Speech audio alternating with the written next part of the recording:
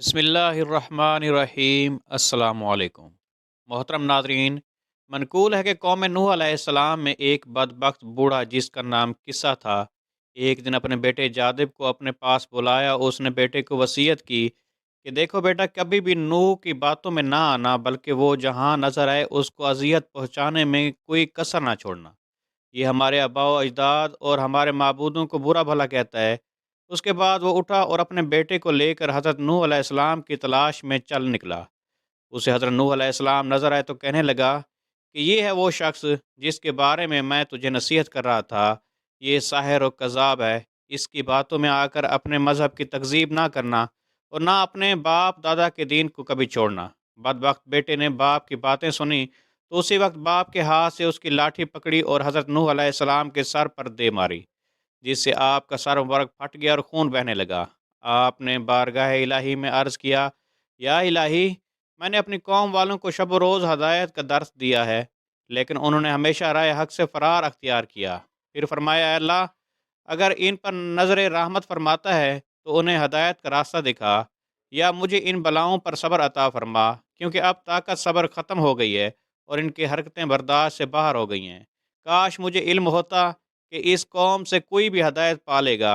इरशाद बारी ताला हुआ कि अब तुम्हारी कौम में कोई ईमान लाने वाला नहीं है, जिन्हें ईमान लाना था वो ला चुके। फिर इरशाद बारी ताला हुआ, ऐ नूह, अब हदायत पाने वालों में ना तो बाप की सल्बों में और ना माओं के अरहाम में कोई बाकी रहा है।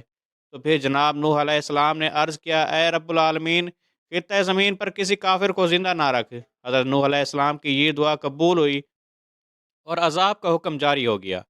इमाम इब्न कसीर रहमतुल्लाह अलैह नकल फरमाते हैं कि हज़रत नूह अलैहिस्सलाम की विलादत हज़रत आदम अलैहिस्सलाम के वफ़ात के 126 साल के बाद हुई। आपका शुमार अल्लाह ताला की उन जलीलुल क़द्र अंबिया में होता है जिनका तज़किरा कुरान पाक में फ़रमाया गया है, और कुरान पाक के 28 सूरतों में आपका ज़िक्र खैर फरमाया गया। आपने पैगम्बरों से तवील उम्र पाई और इसके बावजूद ना आपका कोई दाँत गिरा और ना ही कोई बाल सफ़ेद हुआ। इबादत और रियाज़त के ये आलम था कि दावत और तबलीग और रुश्द व हदायत के बावजूद हर दिन रात में 1000 रकात अदा करते, और आप ही को सिलसिले में अवलियात हासिल है। और आपकी बद्दुआ से उम्मत हलाक हुई, बावजूद इसके कि आपकी कौम के लोग सख्त अज़ियतें देते हैं, लेकिन फिर भी आप उनके साथ हुस्न सलूक फरमाते। यहाँ तक कि आप उनके घरों में जा जाकर तबलीग फरमाते, जिसकी वजह से लोग आपको मजनू और दीवाना कहा करते थे।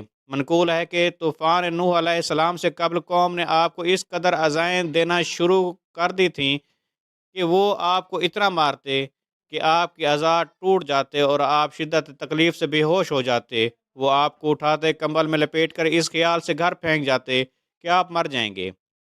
कई बार ऐसा होता कि आपको घर में फेंक कर ऊपर पत्थर भी डाल जाते। रात को जिब्रील अलैहिस्सलाम आकर पत्थर उठाकर फेंकते और आपको वहाँ से निकालते, अपने पैरों को ज़ख्मों से मलते, जिससे ज़ख्म फ़ौरन ठीक हो जाते। अगले दिन होता तो आप फिर कौम को गुमराही से निकालने के लिए निकल पड़ते।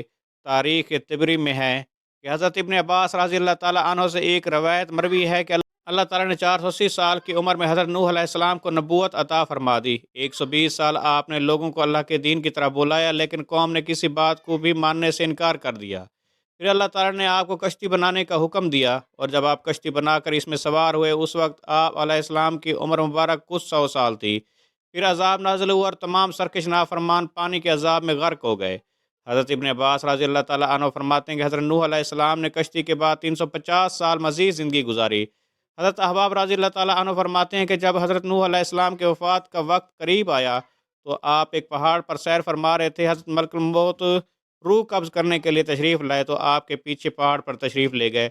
जब मलकुल मौत का सामना हज़रत नूह अलैहिस्सलाम से हुआ तो अर्ज़ की कि मौत का वक्त हो चुका है। हज़रत नूह अलैहिस्सलाम ने मौत की तकलीफ़ का तसव्वुर किया तो ज़ोरदार नारा बुलंद किया, हत्ता कि ये सुनकर जंगल के तमाम जानवर जमा हो गए। फिर आपने मुल्कुल मौत से बराए तालीम उम्मत फरमाया कि मुझे इतनी मोहलत दी जाए कि मैं अपने घर वालों से रुखसत हो लूँ। आपका यूँ फरमाना इस वजह से ना था कि माज़अल्लाह आप मौत से फ़रार हासिल करना चाह रहे थे, बल्कि आप तो उम्मत को ये दर्स दे रहे थे कि मौत का लम्हा आने से पहले पहले जो अच्छे अमाल कर सकते हो कर गुज़रो, क्योंकि बावक्त इंतकाल किसी अमल की मोहलत नहीं मिलेगी।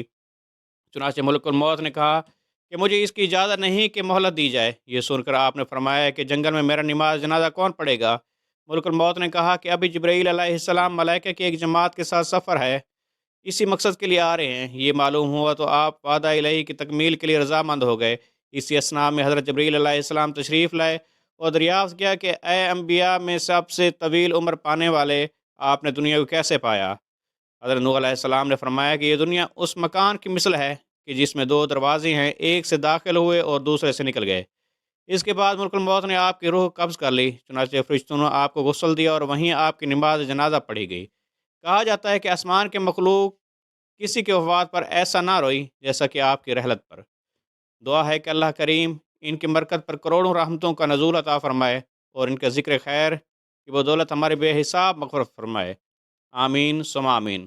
محترم ناظرین، آپ سے درخواست ہے کہ اگر میری آج کی یہ معلوماتی ویڈیو آپ کو پسند آ جائے تو براہ کرم اس ویڈیو کو لائک اور شیئر کر دیجیے اور میرے اسلامی اور اصلاحی چینل کو بھی سبسکرائب کر دیجیے۔ جزاک اللہ خیرا کثیرا۔